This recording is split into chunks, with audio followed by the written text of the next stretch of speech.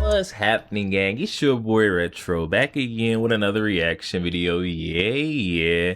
Today we got another huge update. We're now seeing things getting scary on the set of ABC's The View. This newest clip, guys, the trauma derangement syndrome can't overtake the guests they had on the show today. Former New Jersey Governor Mr. Christie stopped by on the set of The View to give these ladies a little welcome to reality, and it was awesome. Excited to get into the clip, see exactly how New Jersey or former New Jersey Governor Christie absolutely slammed The View host. So we're gonna get straight into it, and I'll save my thoughts for the back end, guys. So definitely stick around to the end so I just get my thoughts on the back end. We're gonna get straight into it. Make sure you guys hit that like button, hit that subscribe button, y'all. Governor, a lot of the GOP convention has kind of been overshadowed by this internal Democratic disarray. Should Biden go? Shouldn't he? What do you think is going to happen? And do you think Harris is the heir apparent? Well, he's going to go. I mean, look, the long knives are out. And let's just never forget, George Clooney did not write that column without Barack Obama's permission and probably his encouragement. Really, and so, you think that? oh, absolutely. Probably what? But George, without Obama's either permission or encouragement. Chris, that's pure speculation. No, it's not, because they've said, Clooney has said that he spoke to Obama before he published it to make sure it was okay with him, and Obama didn't wave him off. You hear how quick they are to jump down someone. That's pure speculation. There's no way that he said that, Christie. Obama endorsed this. He said, George Clooney, go ahead and write that piece on Mr. Biden. Let him know he needs to step down, stand down. What did Chris Christie just say? The long knives came out a long time ago, and he was right. They definitely were going to ditch Biden the signs were there a long time ago. The View hosts just don't want to accept reality. Glad we got Chris Christie here to bring him to it. Let's keep hearing pure him. speculation. No, it's not, because they've said, Clooney has said that he spoke to Obama before he published it to make sure it was okay with him, and Obama didn't wave him off. So Biden's I had going. a famous friend who also wrote and wrote me about it, and I said, "You do you, I do me." I mean, some people allow their friends. With all due respect, Anna, you're not Barack Obama. No, he's got a much greater.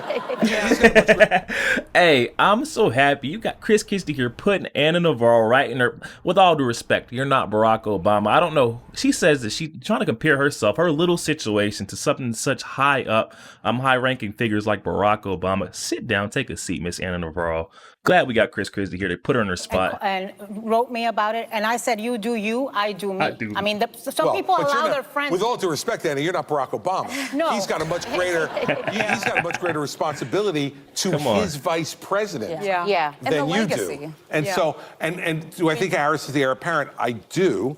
Now, not only because they'll probably try to rig it to get it to her, but even if they had an open convention, those are Biden-Harris delegates who are going to be doing the voting. And so I can't imagine she'd really have to screw up to go into that convention and not win. Who's a smart VP pick for Harris? She's only got two choices, in my view. It's either Josh Shapiro from Pennsylvania, or it's Andy Bashir from Kentucky. Would you vote for a Democratic ticket? Why then? I know you're not voting for Trump. Would you vote for a Democratic ticket? Right now, I'm not voting for either. I'm just not. I can't. One guy is completely mentally incompetent to do the job. No, I'm going to vote down ticket. I don't have to vote. Yes, no. you do. You cannot throw away your vote. Listen to how, upset, emotional these hosts are getting behind, one simple statement that Christie's made. Hey, I'm not going to vote, guys. I'm going to sit this one out. If he's all right with his voice going unheard, I mean, that should be that man's decision. I'm not sure why the View hosts seem like they have to interject every single time they disagree. They can't let this guy just, get his point across. Let him speak before you guys interject. It's really getting underneath my skin. The fact that they invite all these guests on the show and then they don't even let them talk. They only let the ones that fit the narrative, go with the agenda. That's the only ones that they let truly speak. But right now we're seeing that they're not even letting this man talk. Come on, one mic, please. One guy is completely mentally incompetent to do the job. No, I'm going to vote down ticket. I don't have to vote. Yes, no. you do. You cannot throw away your vote. I asked you this the last time you were on. And you notice one thing I will say.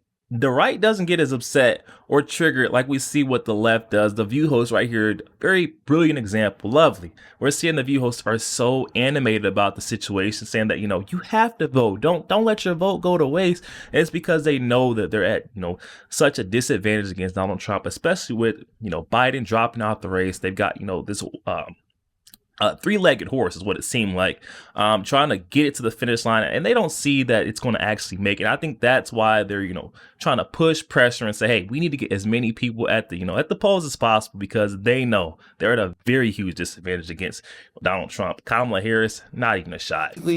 Mentally incompetent to do the job. No, I'm going to vote down ticket. I don't have to vote. Yes, no. you do. You cannot throw away your vote. I asked you this the last time you were on, Chris, and are you going to sit this one out? Are you going to sit this one out? Don't you think it's rich for you to tell the Democrats that they've got to get rid of their nominee when you're not willing to vote for any of their nominees? Well, he's also going to wait and see what... Wait a second. You just asked me who I'm voting for now. Biden is the nominee. Let me see what the Democrats do if they change. This is not the time to sit it out, Governor. I'm willing to consider anybody who presents himself as someone who will make the country better. Yeah. Now, I'm not encouraged by Kamala Harris's performance thus far, but give her a chance. But hold on. Give her a why chance. not? Guys, why not? We only have like a minute 30. Go ahead, so I don't have enough time. Use it. They are absolutely, listen to them, guys. They are like little freaking vultures just picking at this guy, picking at him, just trying to pry and pick. I mean, he's getting to his points. It's not like he's saying that he's not going to answer their questions or explain his reasoning behind his statements.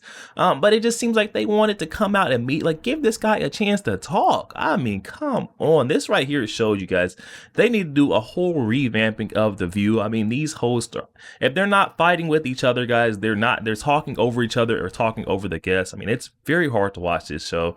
I tuned in. I tried to see, what Christie had to say to bring some, reality back to The View.